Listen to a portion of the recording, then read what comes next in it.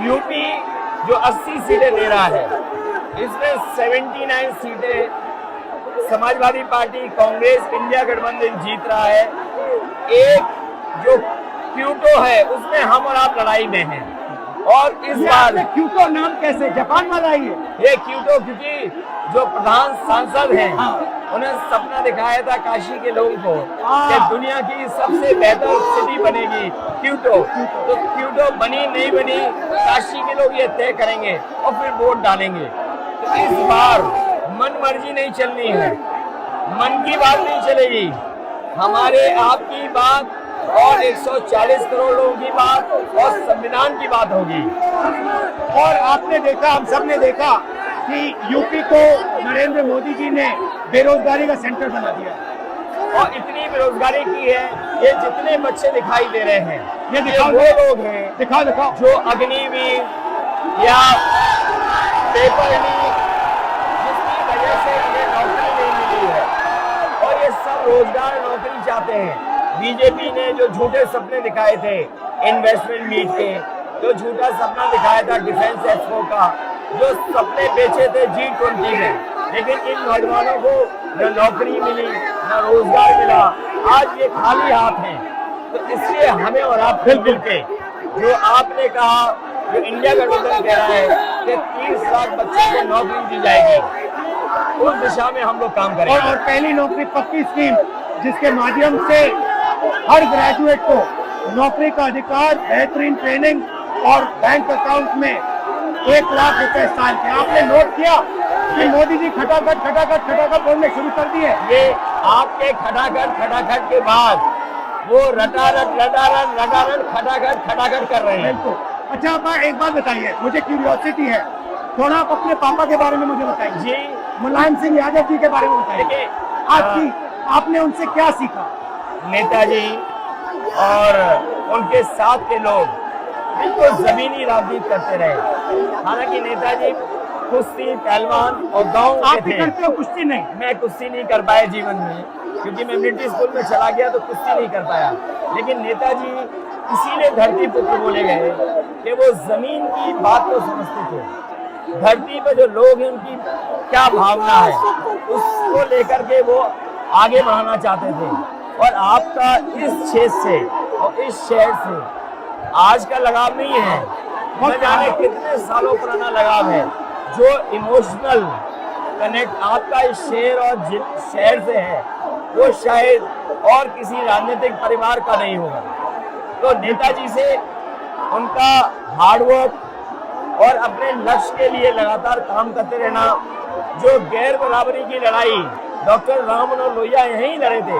हालांकि हमारी आपकी विचारधारा की यहाँ टकराव रहा, लेकिन हमारे व्यक्तिगत या जो सिद्धांत में कभी समझौता नहीं हुआ।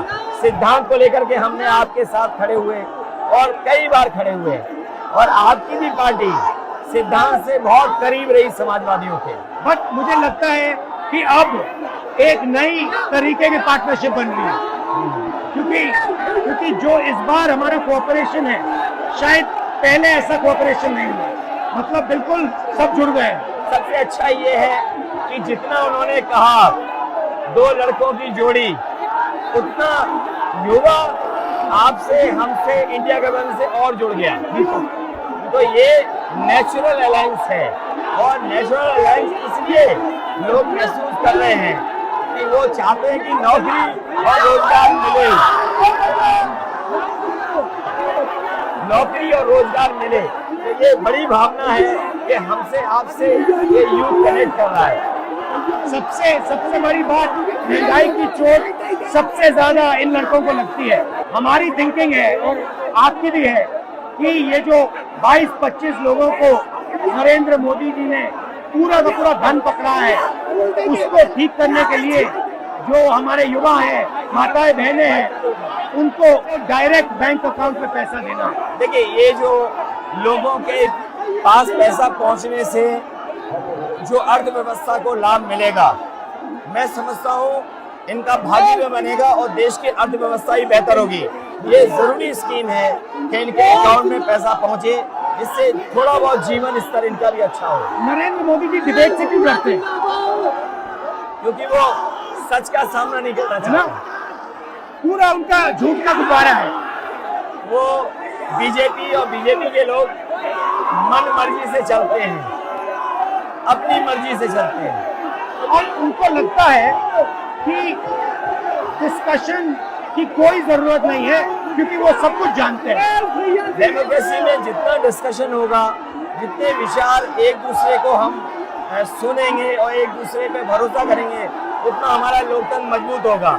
ये बीजेपी के लोगों ने न केवल हमारी जान को खतरा पैदा किया है, बल्कि लोकतंत्र को भी और संविधान को भी खतरा पैदा कर रहे हैं।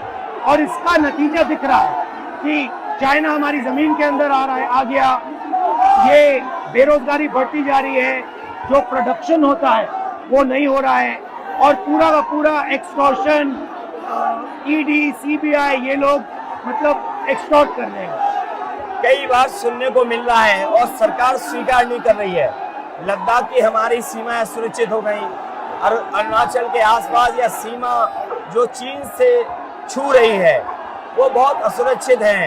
तो चीन से जहां हमारा सीमाओं का खतरा है, वहीं चीन से हमारे बाजार को भी खतरा है। तो कहीं ना कहीं हम लोगों को अपनी मैन्युफैक्चरिंग इकोनॉमी और मैन्युफैक्चरिंग इकोनॉमी को बढ़ावा देना पड़ेगा। और ये जो स्कीम्स है, पहली नौकरी पक्की और महालक्ष्मी, ये मैन्युफैक्चरिंग सिस्टम को, इकोनॉमिक सिस्टम को जंप स्टार्ट करने के तरीके हैं। ये बहुत अच्छा जंप स्टार्ट होगा। इसको अगर फोकस होकर के आईआईटी, पॉलिटेक्निक, इंजीनियरिंग कॉलेजेस को, इन सबको इकोसिस्टम में ला करके, मैं समझता हूँ युवा नौजवानों को अच्छी नौकरी और रोजगार मिल पाएगा। और हमारा लक्ष्य है कि सब, हर जात को भागीदारी मिले, स्पेस मिले, हर इंस्टीट्यूशन में, बिजनेस में, एजुकेशन के सिस्टम में। तो वो हमारा, हम दोनों का लक्ष्य है। बिल्कुल। और क्योंकि जो बात सभी दल कहते थे, आज इंडिया गठबंधन कांग्रेस भी कह रही है कि सामाजिक न्याय जरूरी है, जाति गणना जरूरी है। देश के लिए ये बड़ी चीज है। जो दुनिया में अमेरिका है, यूरोप है, अपने उन लोगों के लिए जो पीछे छूट जाते हैं, उनके लिए कुछ काम करते हैं। तो हमारा जो देश जाति के आधार पर पिछड़ा है, तो इसको आगे बढ़ाने के लिए ये बड़ी भूमिका होगी इस बार। बहुत अच्छा लगा, अच्छी बहुत मीटिंग अच्छा रहा, बहुत अच्छी मीटिंग है। यूनिक मीटिंग, मुझे लगता है कि ये यूनिक मीटिंग है क्या।